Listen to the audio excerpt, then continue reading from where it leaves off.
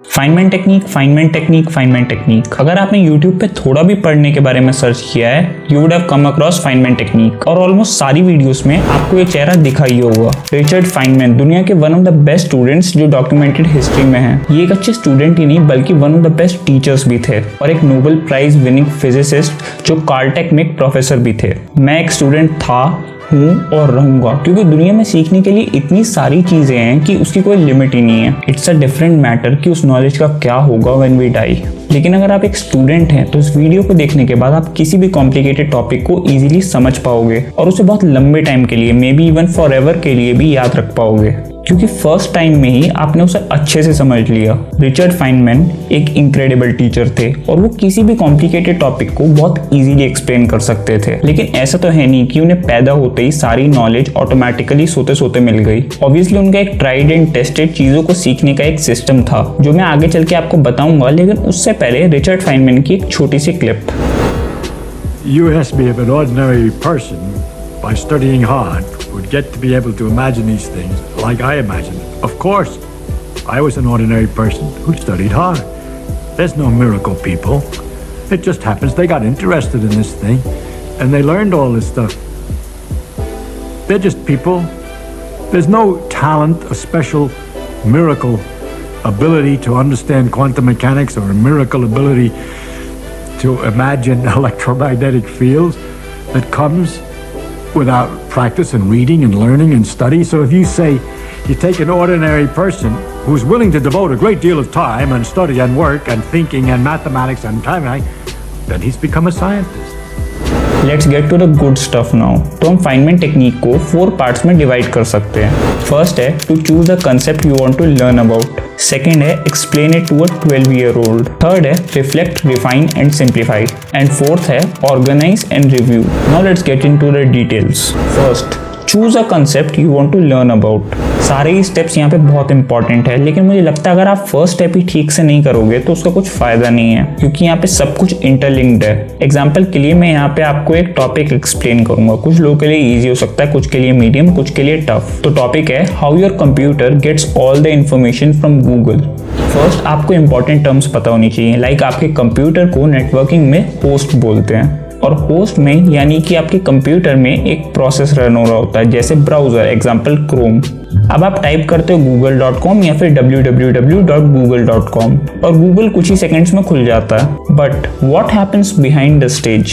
First, आपका computer या फिर होस्ट एक नेटवर्क में है जिसे ISP कहते हैं या फिर internet service provider, example India में एयरटेल। तो जैसे ही आप google.com टाइप करते हैं, आपका होस्ट और ISP together send a request to DNS और डोमेन नेम सर्विस। यहाँ पे it converts google.com to an appropriate IP address which consists of network ID and host ID, और साथ में उसके हमें मिलता है एक पोर्ट नंबर भी, and returns this information back to our host और our computer।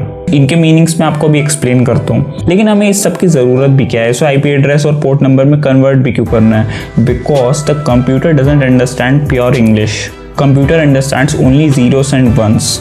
तो ये सारी इंफॉर्मेशन हमारे होस्ट या फिर कंप्यूटर में एक DNS से वापस आती है।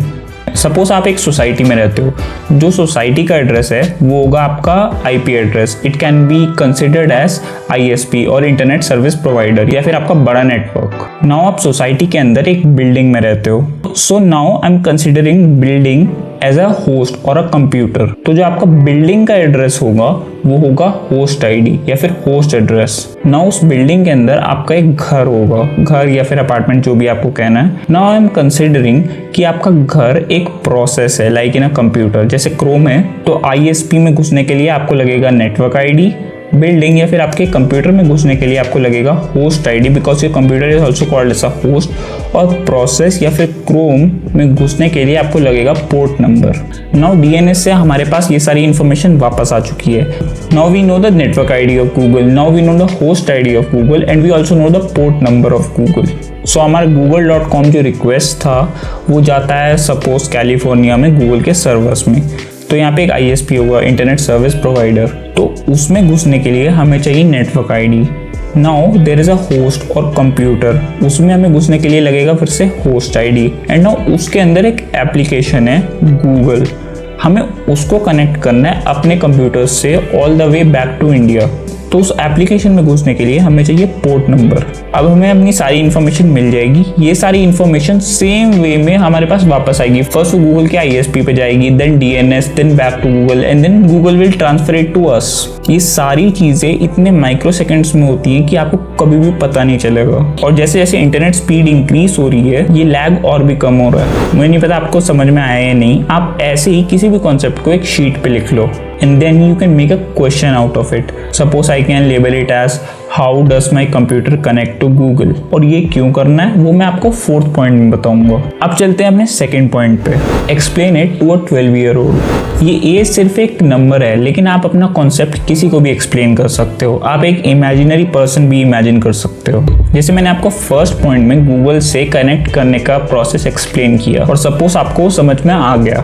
ऐसे ही अगर आप अपना कॉम्प्लिकेटेड टॉपिक किसी को एक्सप्लेन करोगे और वो पर्सन इजीली समझ जाता है, then you will be more confident. And अगर वो नहीं समझता, then it's okay and you can work on yourself, because आप उस कॉन्सेप्ट को और ज़्यादा सिंप्लीफाई कर सकते हो। Now let's move to our next point, which is reflect, refine and simplify. Suppose आपने अपना कॉन्सेप्ट किसी को एक्सप्लेन किया और उस पर्सन को वो समझ नहीं आया, या फिर अगर उसे समझ भी आया तो उसे बहुत ज़्यादा टाइम लगा। एंड सपोज उस पर्सन ने आपसे बहुत सारे क्वेश्चंस भी पूछे और बीच में आपने रियलाइज किया कि आपने बहुत सारे क्वेश्चंस के आंसर ठीक से नहीं दिए, then you will have to reflect on what's wrong and then उसे आपको रिफाइन करना पड़ेगा। या फिर आप उसे ऐसा भी सोच सकते हो कि आप उसे और छोटी फॉर्म में और इजी लैंग्वेज में कन्वर्ट करके एक्सप्लेन कर सकते हो next time. And make sure that you have only important points और just sufficient points in your explanation. और फाइनली सिंप्लीफिकेशन, उसको आपको इतना ईजी और सिंपल बनाना है जो कोई ऐसा इंसान भी समझ जाए जिसका आपके सब्जेक्ट से कोई भी मतलब नहीं है। लास्ट पॉइंट बचा है and that is organise and review.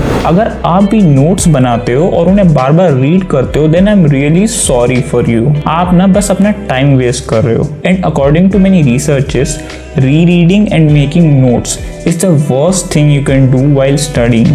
एक वे जो मेरे लिए और बहुत लोगों के लिए वर्क करता है वो है एक्टिव रिकॉल। एग्जाम्पल के लिए जैसे मैंने 1st पॉइंट में बोला, how your computer connects to Google. Here you can use apps like Notion. यहाँ पे आपको एक टॉगल फीचर मिलता है, तो आप इजीली अपने आंसर्स हाइड या फिर शो कर सकते हो। तो जब भी आप पढ़ रहे हो, आप टॉगल को ऑफ कर सकते हो, आपको सिर्फ क्वेश्चन दिखेगा। आप अपने मन में या फिर किसी बुक पे अपना आंसर्स लिख लो एंड देन मैच। अगर आपका आंसर ठीक है तो बहुत बढ़िया, लेकिन नहीं तो जस्ट आप अपना सोल्यूशन देख सकते हो। तो ये तो हो गया about organising. But what about review, revision या फिर याद रखना। यहाँ पे you can combine active recall with spaced repetition. Spaced repetition क्या है? सपोज आज मैंने पढ़ा how my computer connects to Google.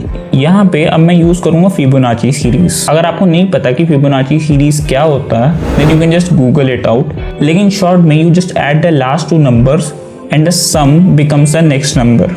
तो 1, 1, 2, 3, 5, 8, 13, 21 एंड सो ऑन डेज पे मैं इसका एक्टिव रिकॉल करूंगा। तो मैंने आज किया, देन मैं कल करूंगा, देन मैं 2 दिन के बाद करूंगा, देन मैं आपसे 3 दिन के बाद करूंगा, देन 5 दिन के बाद, देन 13 डेज के बाद, जब तक हमारा एग्जाम क्लोज नहीं होता। तो मेरे x number of revisions complete हो जाएंगे। लेकिन हम ये सब कर भी क्यों रहे हैं? तो ये है forgetting curve. This shows how fast you forget something you have learned.